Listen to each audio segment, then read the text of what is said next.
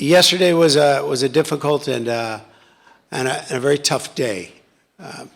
Brendan Shanahan is an integral part of Leafs history. His 11 years here, he accomplished so many incredible things, and I really thoroughly enjoyed working with Brendan. The greatest game on earth is hockey, and the greatest hockey team in the world is the Toronto Maple Leafs. And as a result, you've seen the passion and the tribalism that exists. Sports brings you on an emotional roller coaster, and team sports in particular. I hadn't really experienced that type of emotion in some time, maybe ever. You mentioned you were in the stands for Game 7. What were you thinking in the third period? The electricity prior to the game and during that first period was palpable, and to go from that euphoric moment to the way that we felt in the third period was very difficult. And I was saddened by it, and I feel that I need to take some responsibility for that. I respect, understand, and appreciate their disappointment in the way the season ended. And I understand to our fans that winning is the only thing that matters. I'm confident in Brad, I'm confident in Craig, I'm confident in the resources that we have, but I do believe that we, as the custodians of the biggest hockey brand in the world, have a responsibility to our fans, and that responsibility is winning championships. And we will do everything we possibly can and will not stop until we reach that goal. But make no mistake about it, making the playoffs and winning rounds is not our aspirational goal. Our goal is to win the Stanley Cup. Do you want to be a Maple Leaf next season, Mitch? I've always loved my time here. I've loved being here. Like I said to you guys the other night, I've been so grateful, and haven't processed anything yet. It's still so fresh, and losing sucks. It's tough to really think about anything right now about going forward and future-wise. I was hoping to be playing a hockey game tonight, and that's not the outcome, and I haven't thought about anything. Next coming weeks I'll sit down with my wife and we'll start talking and trying to figure out what next steps are. I mean, he's a brother. He's such a good teammate, friend.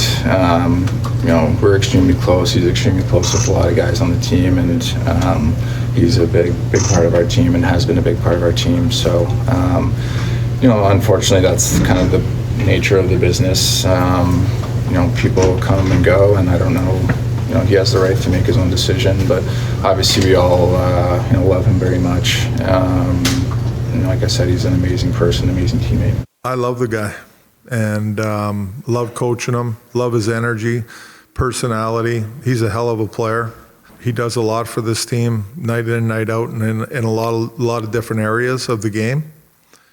So I got nothing but good things to say about him. Well, yeah, obviously my contract is done, but we're coming up soon for decisions to be made and things like that. But still a lot of just focusing on the end of the season here and the difficulty of not playing today and those sorts of things. I've had positive conversations with Tree and Chief today, and very optimistic that it can work out where I'm back, and but haven't put too much thought into it, as obviously it's only been just a number of hours and since things have ended. Pressure is pressure. I understand it. I do. And it's a hard market, and it's a great market though. And you got to look at it that way, in my opinion. But pressure comes from inside the locker room. That's it. Your teammates are the most important people. And that to me is the only pressure.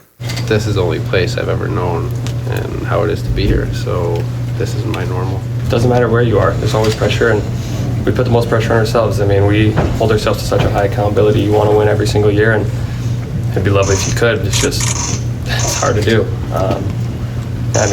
like I said, we hold ourselves to such high accountability that the pressures from the outside, I don't think really bothers you too much. It's the more you put on yourself. There's an incredible following of the team, an incredible passion about the club and the history around it, and why it's so special to play here. And you feel that on a daily basis, and you recognize it, and it's what makes it great. There's pressure everywhere. Certainly there's a lot of noise playing in Toronto, but that can't outweigh the